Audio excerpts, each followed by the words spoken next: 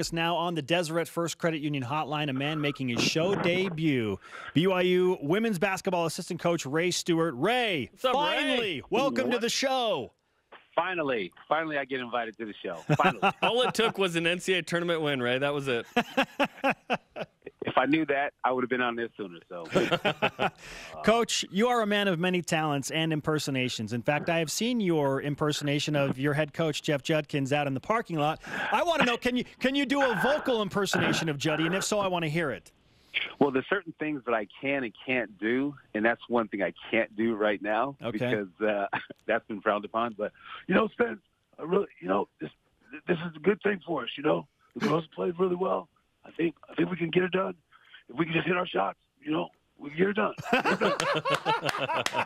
Please don't air that. Please do not. That's amazing. Well, I wish this wasn't already live, but yeah, okay, Ray. That's amazing, Ray. Okay, you beat Auburn on Saturday. This was a team that pressed a lot. You have this guard line. I thought they handled it really well. You guys come out with the win. How did you feel you guys performed against Auburn?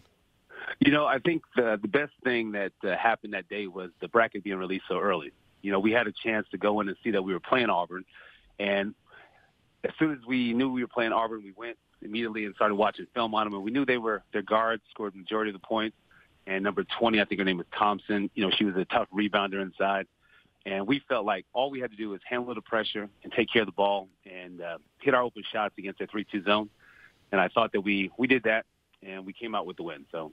They are known for pressuring teams, and at one point came down from 20 points in the fourth quarter to beat Vanderbilt earlier in the season because of that pressure. Yet you have a freshman, Shaylee Gonzalez, who plays all 40 minutes, and you hurried the ball up the floor. You did a good job of kind of taking them out of their usual pressure situations. You turned the ball over 16 times. Auburn averages turning it over 21 times. How were you able to do that and find success against a team that is so high pressure? Juddy says it every day. We have 7 guys that come to practice, and their job is to execute the other team's offense and their press. And I thought those guys, Dan did a great job of putting those guys in that press. And those guys are more athletic than the girls that we're going to face. So we knew that if we can handle the pressure against those guys, that we would definitely handle pressure against them. We put in about 2 different press breaks. They had a man-to-man, probably like a 1-2-2 press. And we found holes in their zone. So our girls knew where their outlets were, and Sarah did a great job of catching the ball in the middle, turning, facing, hitting our crackback or our deep sideline. So I'm glad we were able to, handle their pressure because, like I said, that was the majority of their points. We knew that if we took care of the ball, we would come out with the win. And we facilitated a conversation with Steve Young and Juddy on the show, which was really fun. Steve Young not only goes to the game, Ray, he's in the locker room after with you guys talking about the team dynamic that he loved. What was that like? For me, it was a surreal moment because Steve Young, I grew up watching Steve Young, and he's the epitome of a team player. Most quarterbacks back then, we take the slide. Steve Young sacrificed his body to get the extra yards, and he didn't care who you were. He was going to run you over. If you were a linebacker or defensive back, and he would get up and talk junk in your face. So it was great to have him in the locker room because I don't think the girls knew how much success he's had in the NFL. He's an NFL Hall of Famer, and it was just awesome to have his spirit in that locker room after the game. Ray, and he will be there. He will be there tonight. So okay. He's nice. coming back for the round of 32. Ray Stewart with us on BYU Sports Nation, BYU women's basketball assistant coach. Steve Young mentioned this as he was talking to the girls, that he appreciates how unselfish they are and just the spirit that the team has. In your opinion, having been with them all year and recruited all these pairs and seeing them develop, what makes this specific team special?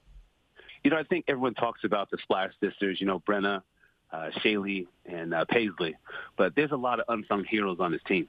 I think the most important thing of a team is everyone knowing their role and accepting their role. And I think that's what we've done a better job of this year. We have Maria coming in, hitting 6 points for us.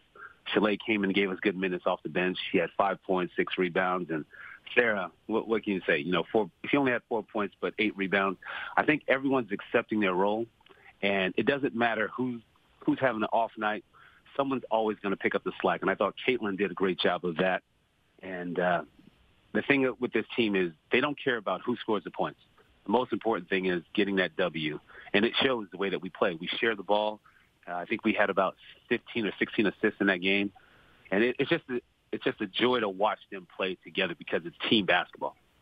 Okay, let's break down Stanford. This is a team that's 29-4, playing on their own home court this year. They've lost one game at home to number 3 Oregon. They did lose to Gonzaga in Spokane. So what's the scouting report on the Cardinal? Without giving too much information, Smith is a great player. I mean, she's a pro. There's nothing, what we want to do is limit her touches, and she's going to get her points. She's going to get her touches. But what we want to try to do is speed her up and make every catch that she gets. We want to put a little pressure on her to make her give up the ball. Williams, 23. I mean, she's a great player. We got to do a good job of keeping her in front of us.